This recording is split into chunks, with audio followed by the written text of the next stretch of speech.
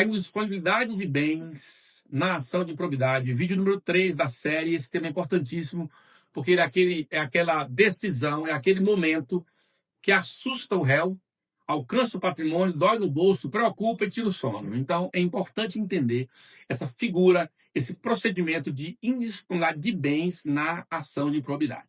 Veja bem, na ação de improbidade nós temos a possibilidade de mais de uma medida cautelar. Por exemplo, o afastamento do cargo público é uma medida cautelar. Mas nós não vamos falar disso. Esse vídeo é apenas sobre a indisponibilidade patrimonial. Essa medida cautelar, eu estou dizendo pela segunda vez já que é medida cautelar, para você entender que ela não é punitiva, ela é assecuratória. Diz, ó, eu quero proteger o resultado útil do processo. Então, se eu tenho um patrimônio público a resguardar, se eu tenho algo a proteger no futuro, eu preciso de uma indisponibilidade cautelar e, portanto, isso é uma medida acautelatória, não é executiva, típica, não é punitiva, não tem nada disso.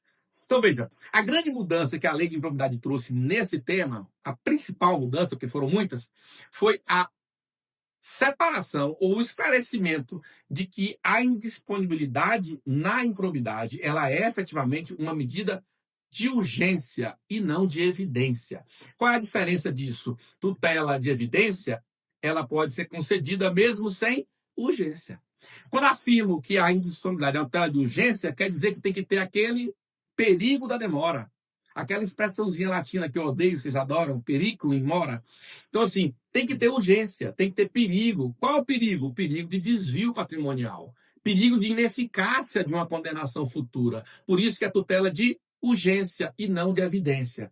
Por que eu digo isso? Porque sob a égide da redação anterior, até 2021, o STJ tinha um entendimento firme, pacificado, de que a indisponibilidade era a tutela de evidência. Então, bastava a demonstração de indícios do ato ímprobo que o patrimônio já poderia ser indisponibilizado, bloqueado. Agora não, a nova lei mudou para alcançar, para retificar essa compreensão. Agora tem que ter urgência. Sem urgência, não tem indisponibilidade patrimonial. Mas basta a urgência? Não. É uma tutela como qualquer outra, gente. Isso a gente interpreta à luz do artigo 300 também do CPC. Tem que ter probabilidade do direito. O direito invocado tem que ser provado. Então, o que é isso? Tem que ter efetivos indícios de que houve a prática de um ato ímprobo. Se não tiver isso, nós não temos probabilidade. Tem que ter probabilidade mais urgência, requisitos cumulativos. Ok? A nova lei também estabeleceu a prévia oitiva do réu, do demandado, antes do bloqueio patrimonial. É claro que, na prática, isso é meio raro, porque se tem que ter urgência, ouvir o réu pode frustrar a efetividade da medida. Mas vejam, a lei não pode ser desconsiderada. Se a lei diz que, como regra, o réu deve ser ouvido, a não oitiva, ou seja, a tutela sem prévia oitiva do réu, a tutela inaudita, ela só pode ser concedida justificadamente se esse prévio contraditório colocar em risco a eficácia da medida. Então, imagine que tem um pedido de bloqueio patrimonial de 50 imóveis de um grande empresário, de um grande fazendeiro, imóveis rurais. Ouvi-lo em 5 dias não vai impedir o bloqueio dessas matrículas, porque ninguém vai vender 50 fazendas em 5 dias. E se o fizer, obviamente, vai ter uma fraude. Então, existem situações em que o contraditório prévio é possível. E se ele for possível, tem que ser feito. Como diria o Calmon de Passo, adorava ouvi-lo falar. Aliás, todos nós gostávamos, né? Ele dizia assim, se as razões valem e o direito também, só tem uma hipótese em que eu posso postergar o contraditório. Se do contrário, pereceu o direito. Então, certinho. Então, traduzindo isso em linguagem bem simples, se eu posso ouvir sem perecer o direito, eu tenho que ouvir. É o que diz a lei, e a lei vale, e a razão também. Outra coisa importante, a nova lei previu expressamente que a decisão que decreta indisponibilidade é desafiada por agravo do instrumento. Cabe agravo do instrumento. Aliás, aproveitar para essa observação. No ambiente da improbidade, não vale aquela regra geral de irrecorribilidade das interlocutórias do CPC. O novo CPC não inverteu a lógica. No passado, você recorria de tudo. Hoje, você só pode recorrer daquilo que a lei prevê, é a famosa taxatividade, que o STJ já apelidou de taxatividade mitigada, mas é taxativo. Na improbidade, não.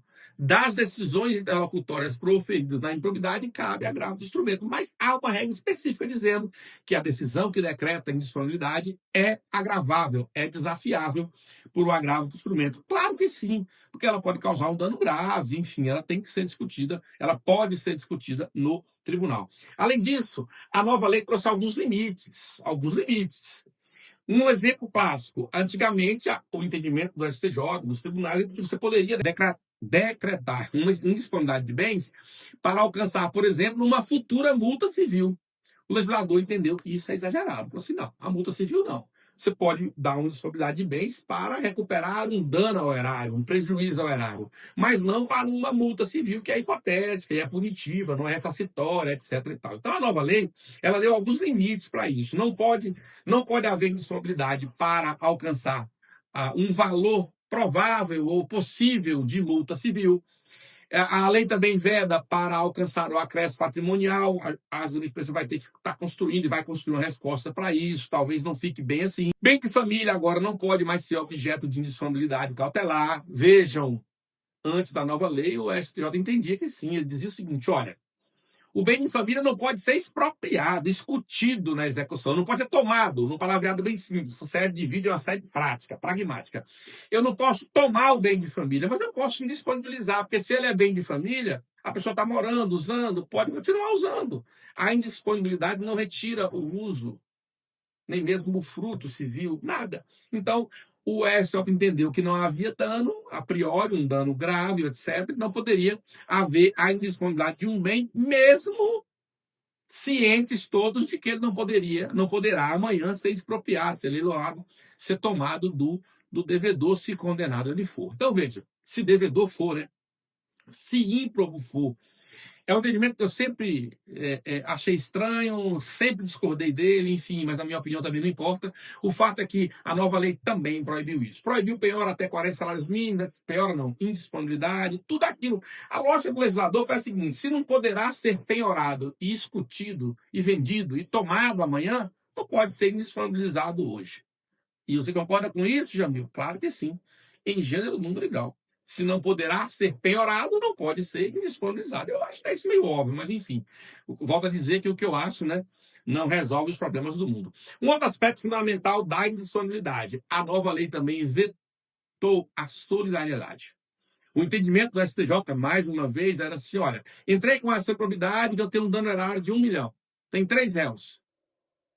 Passa o rodo aí no bloqueio de 1 milhão em todo mundo. Então, era uma solidariedade. A condenação, em muitas situações, a condenação vinha meio que forçadamente na solidariedade. A nova lei não tem solidariedade. Eu tenho que provar o seguinte, tá? O réu A, ele teve dolo do quê?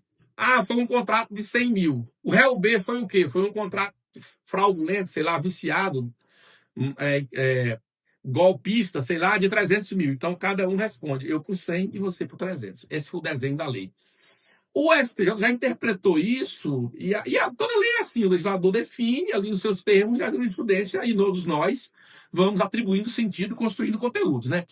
O que o STJ entendeu? Entendeu que tudo bem, está correta a previsão da lei quando diz que não há solidariedade, porque isso quer dizer que o julgador, o autor da ação e o julgador da ação devem buscar identificar qual é a responsabilidade subjetiva de cada um e aplicar a sanção e o ressarcimento ao erário, etc., decorrente daquele ato de cada um.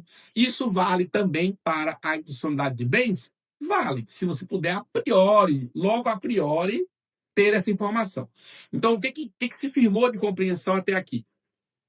Se é no julgamento de mérito, deve o julgador individualizar as condutas. Se a conduta for única, se houver um dolo único, um conluio, uma unidade de desígnio para causar um dano de 1 milhão, então eles respondem solidariamente por esse milhão. A solidariedade não foi extirpada do ordenamento, do sistema, ao contrário do que parece querer dizer a lei. Né? Na prática, não foi isso que aconteceu. Agora, na indisponibilidade cautelar, que é o tema do nosso vídeo, nós temos 2 regras legais sobre isso. Primeiro, não pode passar de 1 milhão. Se o dano total é de 1 milhão, eu posso até alcançar 1 milhão no réu A e não pegar nada do B. Mas eu não posso pegar 1 milhão de cada um, porque você extrapola, você tem um excesso de indisponibilidade. Isso a lei previu e o STJ chancelou, se aplicou, está valendo. Agora, a ideia de não ter solidariedade nenhuma, isso não é bem assim. Nessa fase preliminar, cautelatória, se não houver uma a possibilidade de separar os prejuízos, os dólares, as condutas, o STJ entendeu que é possível um bloqueio solidário ali, uma disponibilidade solidária, desde que não extrapole o montante, até que se individualize a conduta ao longo da instrução e se aplique a sanção e o ressarcimento compatível com cada conduta, beleza?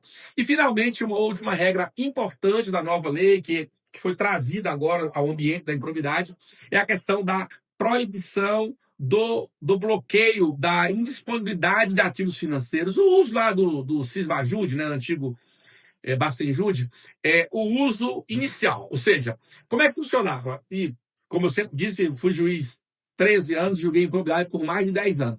Chegava uma ação que você deferiu uma tutela cautelar, uma indisponibilidade patrimonial. O juiz usava os instrumentos que ele tinha. Bloqueio de ativos financeiros, de veículos e de imóveis. Desses todos, o mais rápido e também o mais avassalador para o réu é o bloqueio de ativos financeiros. Pode levar uma empresa à insolvência, no extremo até a falência, pode arrebentar com a vida de uma pessoa física e, no final, pode ser inocente e não ser condenado por não ter praticado ato ímprobo nenhum. Então, a nova lei falou o seguinte: olha, previu expressamente, é uma regra que eu considero razoável.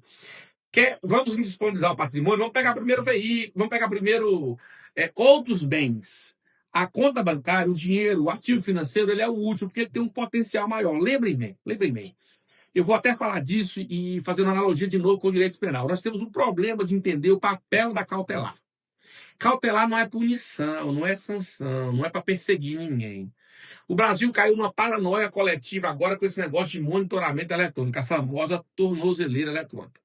Os juízes, em geral, o tribunal, a STF, todo mundo.